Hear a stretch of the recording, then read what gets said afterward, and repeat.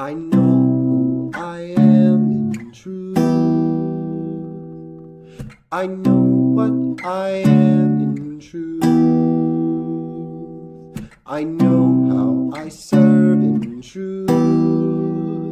I am here, I am here, I am here. I know who you are in truth. I know what you are in truth. I know how you serve in truth. You are here, you are here, you are here. We know who we are in truth. We know what we are in truth. We know how we serve in truth. We are free. We are free. We are free.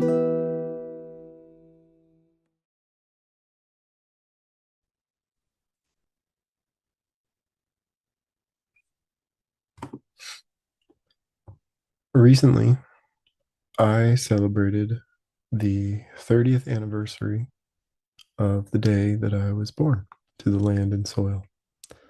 And it feels an appropriate time for me to prioritize my gifts more, the sharing of my gifts, to prioritize that more. Feels an appropriate time to prioritize sharing my gifts more.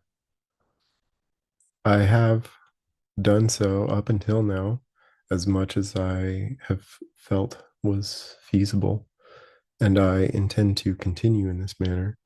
However, very recently I have felt inclined to devote more of my time, energy, and attention toward sharing the raw form of my creative output. Because for years I have devoted significant inner resources toward polishing my work to some imagined level of purity, the pursuit of which has often actually stifled my creative flow.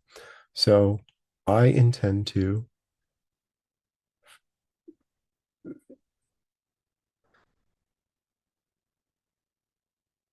hereafter, forever and ever, moving forward, be as authentic and forthcoming as I can manage, reasonably, feasibly, safely, peacefully, and sustainably.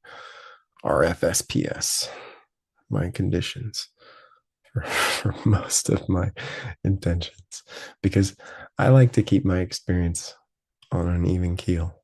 I'm not looking for big peaks of excitement or deep lows. More mellow psychic terrain for me. Thank you. I would like to formally introduce myself. I have 3 names, which I feel are equally important to mention. The first of which is how I most often introduce myself, especially to people. And that is the man, James, the man appearing in this video. And though I do associate into and through this man, he is finally my present form in this realm. It's, I intend to go into this stuff in depth, but it's like a whole podcast. So we'll put a pin in that for now. The man, James, appearing in this video is my form in this realm. But I'm not exclusively my form. It's like a ship for me to navigate the earthly waters. I am here as and through the man, James. Simultaneously, I am here as and through the field of plasma that holds the man, James, together. As this plasma field, I refer to myself as Bagheera, hence my stage moniker, Bagheera the man. And Bagheera, the soul, if you will, come as the man, James. So James and Bagheera are my form and field, respectively, in this realm. But there is another part of me, rather, more to me. There is an aspect of me that is in you, is you, is in all, is all. This cosmic self that we are individualized for fun and learning, this cosmic self known as and through the soul, Bagheera, and the man, James, refers to herself as Cosmotia. And my cosmology is a whole podcast as well. I've mentioned it before here on my channel, but I haven't really unpacked it much, and that's because it's fairly extensive. There's a lot to it.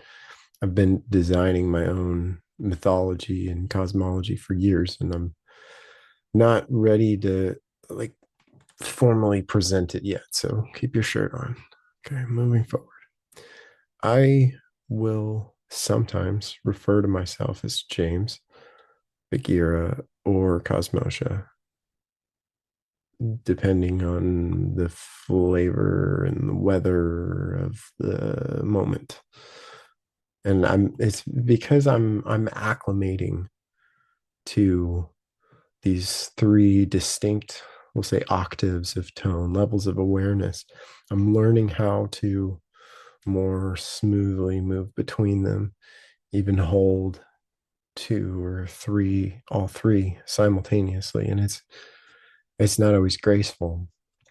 And for the time being, I'm still playing around with the names and seeing what feels flowy in different contexts. Here, for the purpose of this project, having fully expressed the gist of my name situation, I will introduce myself formally as Captain Bagheera of the man James, House of Freeman. I am the living man, James, and the soul which grows as and through him. The blood flows and the flesh lives. I'm also a cosmos unto myself, just like you.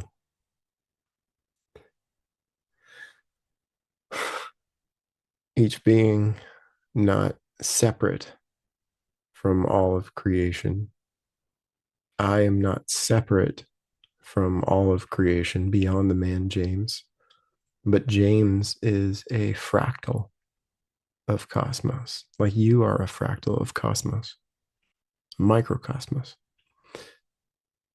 And this microcosmos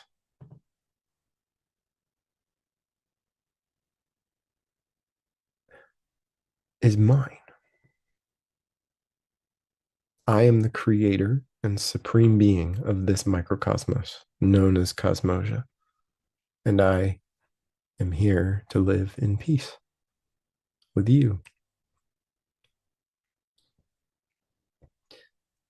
I have a vision, and in some ways, my vision is the greatest gift I have to give because it sort of encompasses all of my other gifts. All of my other gifts are included in this grand vision. What I have struggled with in the past is finding ways to present my vision to you that you will find palatable. But I'm pulling back a little bit on trying to make it palatable or what I think you'll find palatable. Because as my body is now over 30 years young, I've been realizing that every bit of creative work that I publish is like another little bit of my soul desires, my holistic life intentions being permanently filled, permanently fulfilled. Sharing valuable knowledge and other gifts like true care, acts of service. These ways of sharing my gifts have been in some ways the best part of my life. There's many things that I cherish, my friends, family foremost, and the wisdom that I cultivate through my life experience. And right up there with those two things is sharing my gifts in ways that others can digest so that they can actually make use of them. So that's the intention. Because at 30, I feel like I could die at any moment. I intend to live a long time. I intend to grow James beyond 200 years, but shit happens. And if I died today, if James died today, and I had during this life neglected to honor and sincerely give my attention to my holistic life intentions, I might end up having a feeling like coming back and growing a new body to keep going at uh, attempting to create this vision that I'm going to share with you. But here's the thing, and now we're really getting to the heart of the matter. I don't really care if I succeed in realizing my vision as and through the man James. But I see that as James, I have available an opportunity to sprout the seeds of this vision. And I would be remiss to waste this divine opportunity. So I'm going to do my best to very briefly summarize my vision. There we go. I envision a world where everyone's true needs are met. Now, I know that some people are aware, including myself, that all needs are met in perfect ways. God works in mysterious ways. So you don't have to use the word God. You can use, the universe, the holistic intelligence of the cosmos. That's what I use. The holistic intelligence of the cosmos works in mysterious ways. So everything that happens must be ultimately beneficial to the cosmos because it's all one thing. So it's never g- going to really harm itself or fundamentally fuck something up because it knows everything as itself. And but historically we've been confused. And that's okay. We're learning. Plus nowadays there's people like me who are doing what they can to help people to realize who they truly are. So so we're changing the landscape. And that's what I'm talking about, changing the landscape. A world made new. So my vision is tangible, viscerally authentic, extremely robust, true community infrastructure, clean food, water, and shelter for everyone, everywhere, all the time. And the way I envision that happening is largely through work trade based communities who operate through trusts and deal primarily in the private jurisdiction.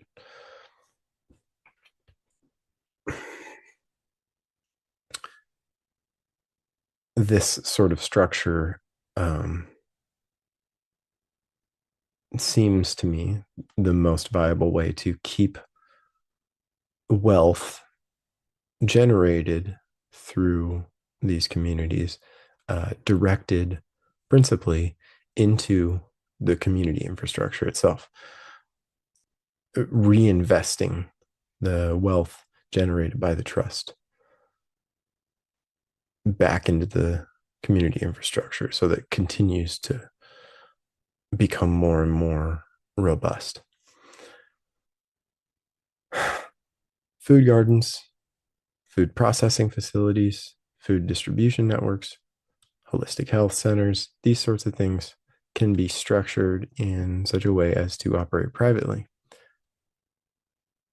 And to make all of this a little more lofty sounding, I also envision a gift economy. So there's that. More long term is beyond my comprehension. The landscape is changing rapidly and dramatically. I, I heard the other day that in 10 years, much of the things that we worry about will no longer be relevant. So there's that. I have heard a lot of great ideas on ways to approach both commerce and private affairs, but the point is to build facilities which attract people who want to continuously invest in the facility because they are beneficiaries of the trust that the facility is in. Are you hearing what I'm saying? If the company that you worked for provided you with food, water, and housing and promised you greater accommodations, the more you contribute your time and your energy to the company, plus more money and stock options, would you be interested in that? If that company offered you essentially free education as part of your work trade agreement, would that be attractive to you? To a lot of people that I've spoken to, the answer is yes. And maybe you don't feel the same way, and that's okay. But my point here is that a lot of people dislike their work because one, it's not fulfilling. Two, they're struggling to make ends meet. And three, they don't feel recognized for their efforts. In the kind of communities I envision, everyone's needs are met. The resources of the community, the infrastructure, the assets, and the wealth are there's so much abundance. It's so robust that work trade agreements can be made with virtually anybody. There's like very few people that I have a hard time like trying to imagine how they could find a place in this kind of infrastructure I'm talking about that's so robust that we can find a way for you to earn your keep, right? Some people do not thrive in some roles, right? People have different combinations of skills and different capacities for different kinds of work. Imagine a place where you can find a role that a place that actually has the infrastructure to support you in finding a role that you can actually do sustainably, joyfully. And we provide you with everything that you need to do it, principally food, water, and shelter. In order for people to be of benefit to others, of significant benefit to others, their needs must be met. And I propose that we can indeed meet all needs. So the prototype is a multi-family homestead.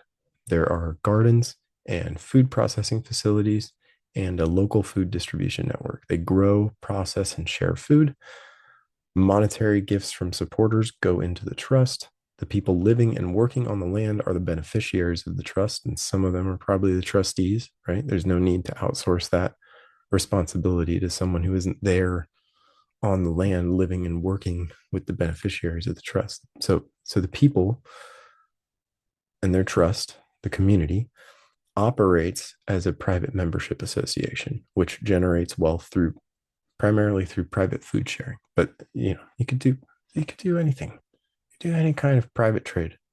It's so many things, virtually anything. So the wealth from these private affairs feeds back into the trust, paying everyone's expenses, and significant amounts of it are continuously reinvested in the improvement of the infrastructure of the community, right? That's kind of like how a trust is supposed to be, like at least a well built trust is going to continue to um, grow so that it can continue to support itself and its investments, uh, and continue to yield more benefit to the beneficiaries. So, so this kind of community, the infrastructure, as you continue to invest in it, becomes more robust. So everything's increasingly cost effective. 10 years later, the people living there don't really have to sweat much to run the whole thing. Most of the systems are automated. It basically runs itself. So now the people in the community do very little work, at least like, as far as their uh, required contribution to earn their keep, right? But they don't even have to, like a bunch of these people, they don't have to earn their keep at this point because they already like are adequately invested. They've got enough assets in the trust that's yielding enough profit for them that they don't even have to sweat anymore. They're just part of this thing that is, many hands make light work, right? so so now the people in the community, they do very little work, and they've got all the time in the world to do whatever the fuck they want, and they do. These people in these communities, the infrastructure is so robust, they ain't gotta spend a bunch of time and energy to survive. Their needs are met because the infrastructure is, I've said robust so many times, I don't know another word to use. That's that quite, gets the point across, like that word. Uh, but yeah, that's the idea, is to build systems so that we have the time and the resources uh, to work on other things besides just surviving. So, so the people in this community, right? 10 years down the line, some of them want to scale this magnificent place. So they use some of the wealth that the trust has accumulated and they build a community 10 times that size. And they've learned so much in 10 years that they're fucking excellent at building this thing. And they build it better and more expediently than they ever could have before because they've got that 10 years of building up the original community under their belt. And so during that 10 years, they've attracted a lot of interested parties and supporters, investors, and a lot of people who are ready to show up and start sweating, to people who are ready to show up and start helping to build the community because they've been promised that their needs will be met if they show up and do their work. So all of these people, they show up and they get the thing running in very little time. Now imagine 1,000 places like this scattered around your country. Imagine 1 million. That's my vision. True community infrastructure, realm wide, all needs met in perfect ways. And why am I talking about all this? Because I don't see all that many people talking about this specifically. To me, this feels like the most important thing. This feels like humanity's highest priority. Like it, uh, if we don't meet, if we don't do what is required to ensure that everyone's needs are met, I don't really feel like much of the other stuff that we do is justified. I feel that a lot of things like commerce, a lot of commerce, entertainment, political theater, a lot of these things seem really silly to me when some people don't have shelter or clean food or clean water. So, how about we focus on that and get that remedied? And then maybe we could really enjoy the entertainment and the commerce, knowing that everybody's needs are met. So, if you feel similarly, welcome aboard the Vital Aesthetic. Glad to have you here. I intend to make these vlogs frequently. I've got a lot to talk about, and while this is a very raw format, it'll do for my purposes. I can always extract gems and polish them later. So I said that this raw format will do for my purposes, which in this context, my purposes, my intentions are to, through the sharing of my gifts, this vlog, all the rest of my videos, my music, my stories like Cosmic Garden, there's links to all these things on my link tree. Through the sharing of my gifts, I am doing my part to crystallize the vision of true community infrastructure that I shared with you. If that vision is something that you would like to support, I have links to many support options also on my link tree. Please, if you send monetary gifts, write gift in the note or the memo. I do intend to be more active with my work, more consistent and frequent in publishing videos, particularly this vlog, videos in general, Cosmic Garden, my music, and very soon, a surprise.